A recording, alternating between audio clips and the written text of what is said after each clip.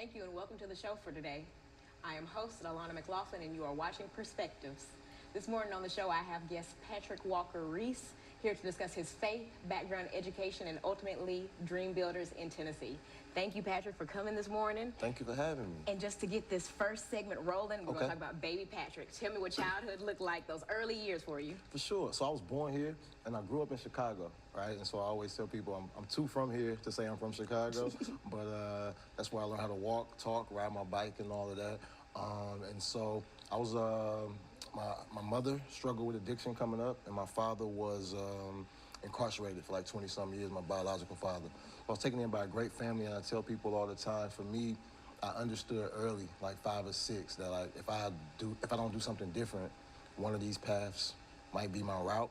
And so education was like school and education was like my first way of realizing like this is the way I can do what I want to do with my life, right? And so, but early Patrick was a curious guy. I do some poetry sometimes, and one of my poems is, I always say, church and school is where I used to get in trouble all the time, right? And so just curious, right? Always asking questions, always wanting to know why. And then that just kind of kept me in the school space. You know what I mean? I feel like curious kids are some of the best in school. And so I grew up in church. I was one of those kids that was like, I was at church every day, Bible study, drill team, choir rehearsal, Vacation Bible school. All of that, right? I stayed. But it gave me a foundation that allowed Patrick to kind of be comfortable with Patrick, you know what I mean? Like with the public speaking and just being in front of people and asking tough questions and then having to like be different, right? In your community, telling everybody, yo, I'm going here, I'm doing this. I was in 4-H, I wrote plays. I think my defining moment as a kid that allowed me to kind of transition here, I was playing basketball in the 4th, 5th grade, and I also was doing a 4-H speech competition. I wrote a speech said why teachers should make more than the president. Not realizing that all the teachers were the judges, right? And so my speech elevated to the top. But pretty much my thought process as a kid was like, yo, everybody's got to have a teacher, no matter if you're Michael Jordan or Barack Obama, right? And if you can't be who you are without a teacher, why don't teachers make more? And this was my thought process. And I laugh now, thinking like, man, at 10, I was thinking like this and writing a speech like this, right? The championships for the speech was on the same day as a basketball championship. I chose to go to the basketball championship. We lost. Me and my dad go back and forth about that because to this day I have more like forensics and speaking trophies. I was in all of that at school, way more than basketball sports trophies, right? But yeah, that was me as a child. I was a little thespian, did plays, all those types of things for sure. Now tell me some of the schools that you went to, both here in town and in Chicago. Oh, so in Chicago, I went to school I'm from the west side of Chicago. I lived on, I'm from the south side of Chicago, but I went to school on the west side. A magnet school called Gonzalez Academy, right? Then I came here and I went to Meg's and I went to Hume Fogg. Hey, yeah, for sure. HFA. I just had a guest, I had Starlito just last month, and we were just discussing how Hume Fogg has consistently been one of the top schools in the country. I love it. For sure. Yeah, that's kind of one of my claims. I went to school with him. Oh, that's awesome. Yeah. And I'm a grad of NSA. I played trumpet, so I'm more on the musical end of that childhood kind of era. But to kind of wrap this first segment, tell me about just life after Hume Fogg. You're an adolescent, or even before we get after Hume Fogg, tell me life in Hume Fogg. You're a black teenager at not a predominantly black school and one of the top schools in the country. There are a lot of layers to that. How did that experience? So naturally growing up, right, especially being now in Nashville, if you tell somebody, like if I'm in an Uber and I say, yo, I went to Hume Fogg, the Uber driver turns around and somebody naturally says, hey, that means you're smart. I never felt smart when I was there. The average ACT score when I was in school was like a 28, 29. There was people getting millions and millions of dollars in scholarships. And I always tell the story about my first ACT, I got like a 21. So I grew up out east, right? It's near Stratford. So I go home, I open it, I tell my homeboys, I'm like, yo, I got a 21. They like, bro, you good. You smart, bro. I go to school, I'm like, I got a 21. They're like, do you need help? Let's revisit this. They're like, my mama get you a tutor, and I'm like, so it was just that dichotomy between like what excellence looked like in my neighborhood and what excellence looked like at my school. And I think that experience at Hume Fogg kind of shaped me as an educator because I had such a sound framework for what excellence in education looked like. And then when I got out into the real world and started working in schools, I started to see like, oh, everybody's not like this. Every school, every educational environment isn't pushing kids to be who they're supposed to be this way. Right. And so that became like my charge. Like, how do we make young people get closer to their dreams through education, for sure. And in our second and final segment, we're going to pick back up just discussing how you encourage our youth and push them to follow their dreams, dream building in Tennessee. For sure. And I encourage our viewers to tune into the second segment of Perspectives, where Patrick and I will be discussing dream builders in Tennessee.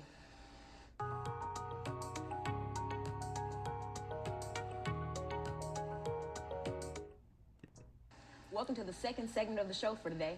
For viewers just tuning in, I am Alana McLaughlin, and you are watching Perspectives. This morning on Perspectives, I have Patrick Walker-Reese here to discuss his faith, background, education, and ultimately dream building in Tennessee.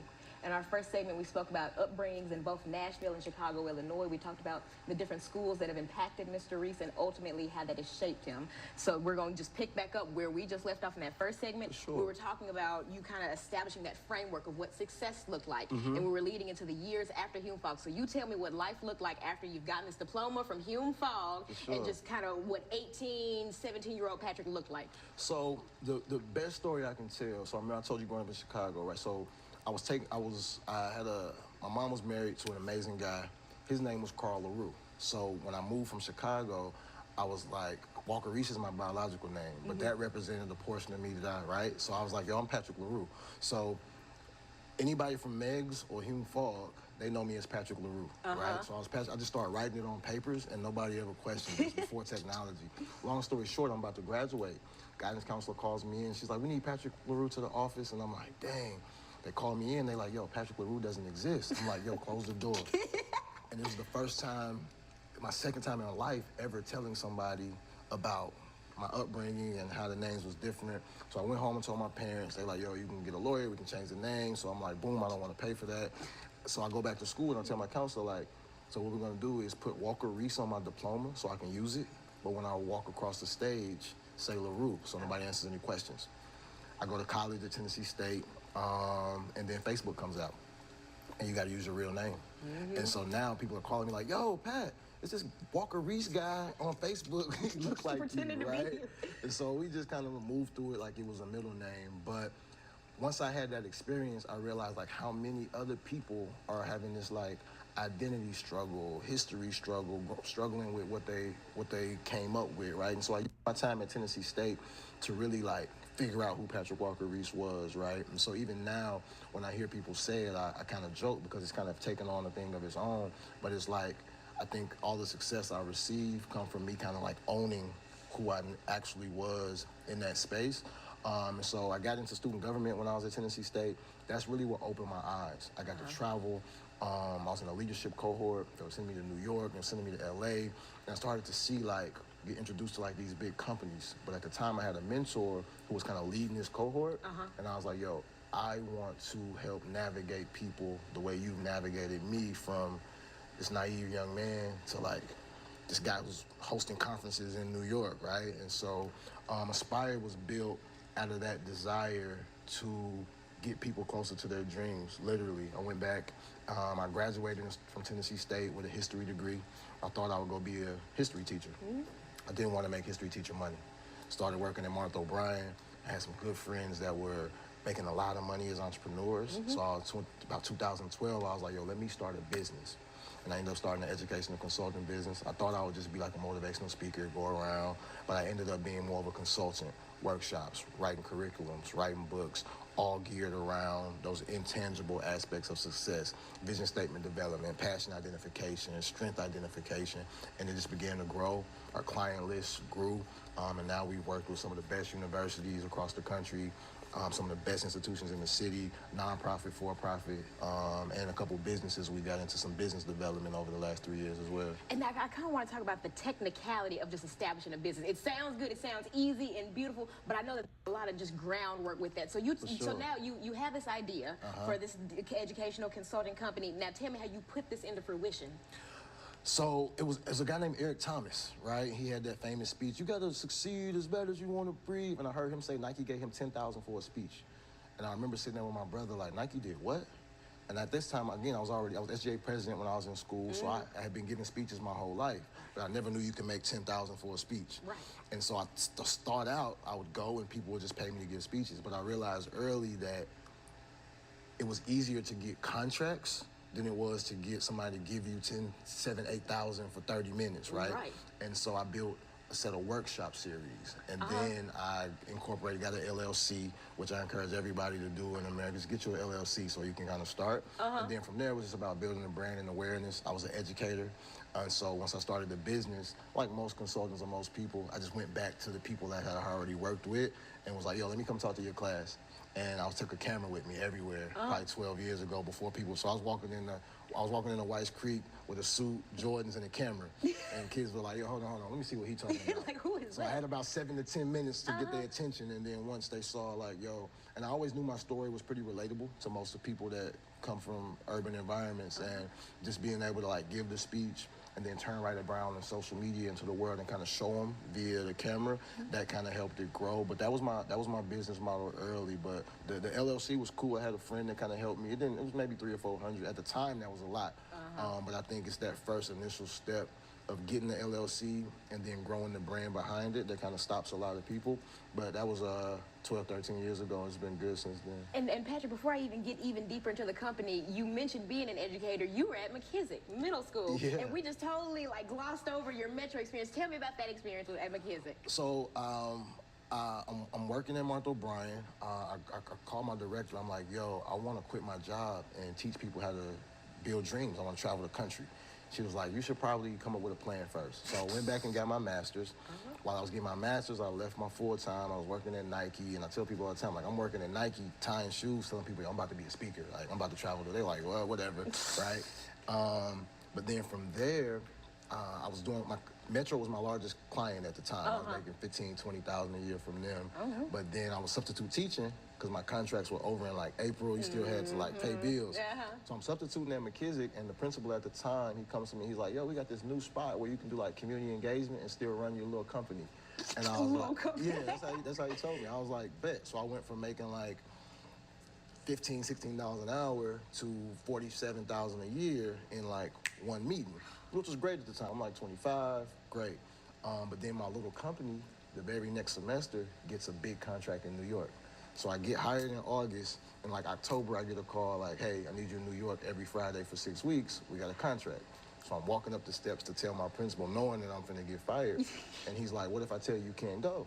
And I remember being like, that means you misunderstood this conversation. Because in my head, going wasn't an option. Like, I gotta go to New York. I gotta experience this. But I'm like, who's gonna let me do this? I'm gonna get fired. So he was like, go. Just make sure you're back on every Monday. And so for 6 weeks, I'm working at McKissick, brand new job, and I'm going to New York. So and Patrick, I hate to cut you off. We're going to pick back up in our third segment about just transition and toggling between New York and Tennessee. And oh my God, how you've just hit the ground running and gone full force with Live to Aspire. We'll talk about dream building in Tennessee, your Metro school tour, your plans for the Metro schools, and the ways that the community can support you. I encourage our viewers to tune into this awesome episode, into our final segment, where Patrick and I will be discussing dream builders in Tennessee.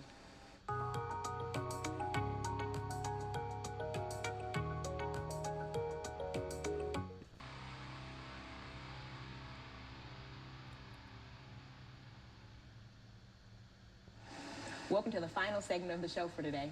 For viewers just tuning in, I am Alana McLaughlin, and you are watching Perspectives. This morning on Perspectives, I have Patrick Walker-Reese here to discuss his faith, background, education, and ultimately dream building in Tennessee.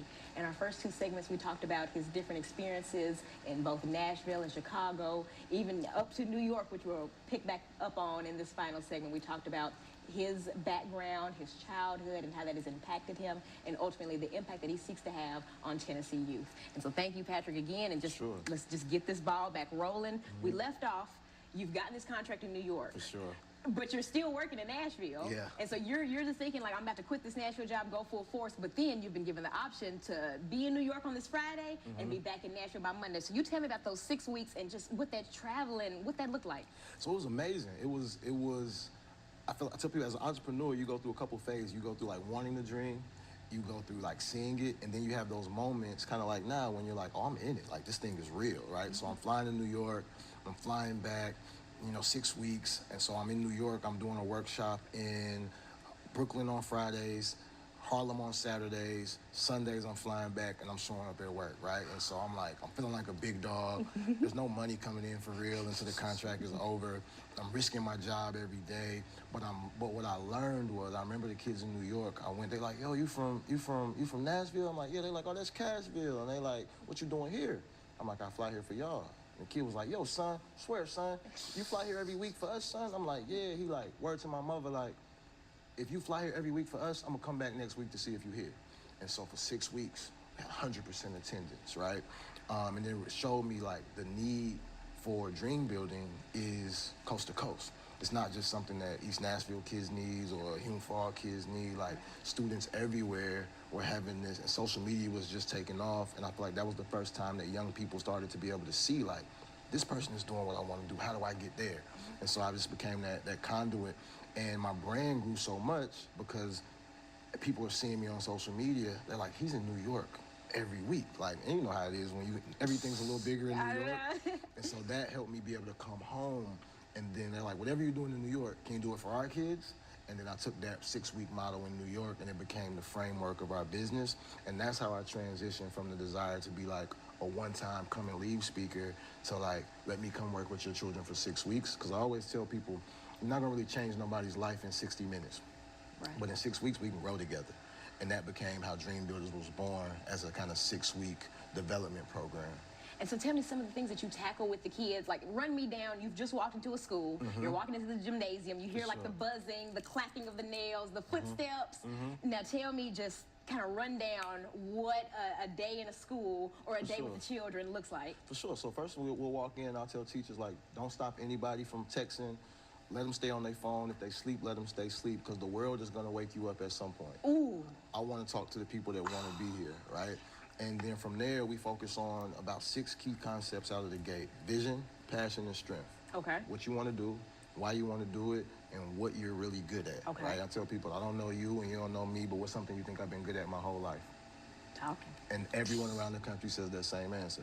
And then we move to some more soft skills: connection, where we teach how do you tell your story in 90 seconds, navigation, where we look at roadmaps to success, and then imagination. How far can you take this thing, right? And that's the phase 1 of Dream Builders. We've got 2 other phases, but those first 6 is where we're gonna walk young people through. How do you go from vision to imagination? And now tell me about these other 2 phases. Now that I've reached my imaginative state, you know, I feel like I've got a good foundation for this. Where do we go next? Then you go to some more tangible things. We go goal setting. Okay. And then we look at personal branding. Okay. We start to look at cultural competency. So we have a couple other more in-depth modules that we begin to look at. It's like, yo, I'm Patrick. I want to be an internationally renowned consultant. My strength is people. I can tell you this in 90 seconds. Now, what are my goals for the next 2 years? What's my brand look like? Right. What are the concepts that foundationally I'm gonna be based on? Like I tell people, Chick-fil-A, their company is based around service. Right. You're like, right. No matter what. You can go to Chick-fil-A right now and be like, you left my fries out, even if you didn't order no fries. I know. They're gonna give it to you. You're right. And so then asking young people, like, what's your foundation? And then kind of walking out the door, we try to get people to think, if you had to be synonymous with one word, what would that word be? I was at Pearl Cone, my first contract ever, and there was some confusion in the cafeteria. And I remember a kid screaming, "The Dream Man's breaking it up. The Dream Man's breaking it up." And I was like, who's the Dream Man? And they were like, you. And I was like, wow, how powerful is that? That in your school, you view someone as the person you talk to your dreams about. And so then that became the goal. Like, how do we put that in every educational environment? Because we feel like that's what schools were missing, right? And we talked about my experience at Hume Fall and going to school with people like Alex Renfro and Starlito. And those were some of the people I saw, like, making dreams happen early. And it was like, yo, these people are getting jobs. These people are building dreams. I want to do that, right? And so that's kind of where it came from. Oh my God, you just left me speechless. Now, Patrick, I just kind of want to pick your brain for a second. For sure. For just a parent that's watching this at home, and I know that you're a parent as well, so you can really speak from the heart with this. From a parent who is wanting to incorporate your same kind of mechanism, your same concepts at home, how would you suggest they do that? Start with affirmation. Ooh. So my daughter's 2, and every day I ask her, I say, let's say I am. And she'll say, I am Passion Walker-Reese. I am strong, I am smart, I am beautiful, I am so pretty. And I'd be like, what else? Like, my daddy loves me. And I'm like, you love your daddy? She'll say, yes. And we say this 4 or 5 times a day. And people say, why? And I say, because that inner belief of who you are, right, is what resonates with you. Like, if your daddy is telling you you're strong, smart, beautiful, and pretty, it doesn't matter what the rest of these people are saying, if you can own that. And that was kind of the same for me. I had a track coach at Meg's that if you broke a record, he would put your name on the wall. What's the name of that track coach? His name was Mr. Haney. Mr. Right? Alvin Haney, my uncle, and I'm proud to say that. But I always remember that he would never let you sign the wall until you were a sophomore, because he was like, you have to have some level of success outside of here. So it's like, after you become a sophomore in high school, and when you come back, you can sign the wall. And I think it was maybe his trick to get us to come back and see him. But those two things always resonated with me, was like, all right, if you break a record, you're gonna go on this wall forever. And if you have some success outside of this place, you can come back. And I realized that success was about how we feel on the inside. And so if I were talking to a parent, I would say, start with the affirmation, get a vision for your young person, write it down, right? You know what I'm saying? Like, put it somewhere where the kids can see it. There's a story about Chris Paul and James Harden writing letters to his mom, like, wake me up early. I need to get up. He's 7 years old, telling his mom to wake him up because I'm gonna be a millionaire later. Can we say that that's because he wrote it down? No, but there's real research that talks about saying this thing every day, writing it down so you can see it, identifying why you want to do it, and then the strength piece is most important. Are you good at this? You know what I'm saying? Is this realistic? And so as a parent, if you start in those three places, our curriculum can even if you never see our curriculum, vision, passion, and strength, those are the things that'll take you wherever you want to go. And Patrick, I believe that even teachers watching this can incorporate that in the classroom. Now, I'm not going to take away from what you're doing, but still, just any teacher who just may not even, the school may not have the funds or the time, can just listen to this and be able to bring that into the classroom. I think that it's especially important for middle and high school age students, because they're getting closer to adulthood and to that time where once you're flung into college, you're on your own. Yes. You'll have an advisor, you'll have friends around, but you need to have a good standing and a good knowledge and a good idea of what you want to do and how you're going to do it before you get to college. And I think a lot of our students lack that. And I think that's especially why I was so excited when I heard about you wanting to go into these schools. I'm like, man, what are you going to talk about with these kids? And then I researched it. I'm like, okay, he actually has something to talk about with these kids. So kind of tell me the future of Aspire Human Development, and especially in relation to going into these schools, and just tell me just the plans, the future plans. For sure. So like everybody, the pandemic changed things a lot. During the pandemic, we started to get a lot of calls from companies about, because companies now were more worried about their employees' dreams. Like, people had time at home. They're like, yo, I like planting. I want to pick my kids up from school every day. So companies had to figure out, how do we invest in our employees? So we transitioned and started doing some development work. Shouts out to Citizens Bank, Slim and Huskies, Lyft, Divergent. Some tech companies started to call us to work with their employees about what's next. So that's when we went from youth development to human development.